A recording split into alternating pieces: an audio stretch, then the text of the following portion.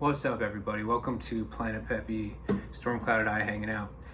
Let's talk today about the iPod, the Apple product, the iPod, which came out, I believe, in 2001 with originally it was called the iPod, and it got dubbed the iPod Classic because it was like as thick as a brick. It's like, it was huge, but at the time it was innovative and it was like, look how sleek this is, kind of thing.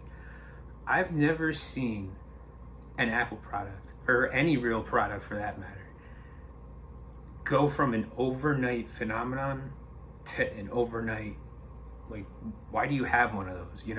Like overnight it was kind of not right away in 2001, because I think they were like really expensive, and it was like adults had like rich adults kind of had them, and they were kind of they were like seen as like a, like such a brand new. But then they started to come out with the iPod-2, the iPod-3, the Generation 4, the iPod, and kids just kept buying, or their parents kept buying them for them, and it was like, oh, the iPod Nano, the iPod Shuffle, the iPod Mini, and I never had one, so I was kind of always, and I loved music at the time. I probably knew more than the kids with the iPods, but like I never wanted one. I never asked for one for Christmas. I was still into CDs, and this is before even really YouTube took off, so it was really hard to find. So I guess maybe that's why it did good at first. But then overnight, all of a sudden, Apple kind of killed its own product because it came out with the iPhone, and the iPhone has, like it's a phone. It's basically a computer, which kind of almost killed the computer, like the sales too. But it had its own. You can get YouTube on it, from an app or whatever, or you could just like have there was basically an iPod inside the iPhone, and people at a certain point were like literally overnight were like, why do we have these, and no matter what they tried to do, they kept trying to come out with new versions. Anyone who has one right now, it's probably stuck somewhere deep in a junk drawer,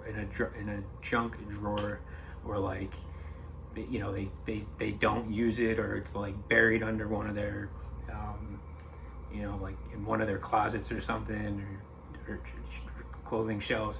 But you never see them anymore. There was a point where everyone would have them. I remember going to middle school dances and kids would be listening to their iPods like outside. And I'm like, we're literally going to a place that's going to play music. Like, why do you need that?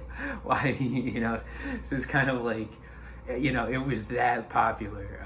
And it was, I think it was just kind of like one of those, like, oh, if you don't have one of these, you're not really cool or something, because like, it was unreal.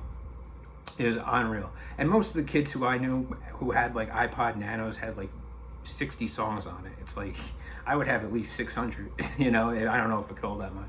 But yeah, pretty much by like 2008, they got big, at least in our like in the population around like 2004.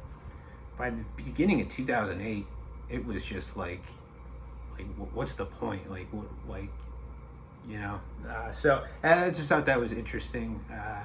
I'm not saying it was a bad product for the time, but it was just it had such a short shelf life. And anyone who had one, who like kind of picks up what I'm putting down, or maybe even disagrees, or maybe even still uses one, or never had one, I don't know, but throw a comment down in the section. I would love to discuss it more. I just thought it would be kind of interesting to make. So yeah, all right, Planet Pepe, everyone. Peace out. Bye.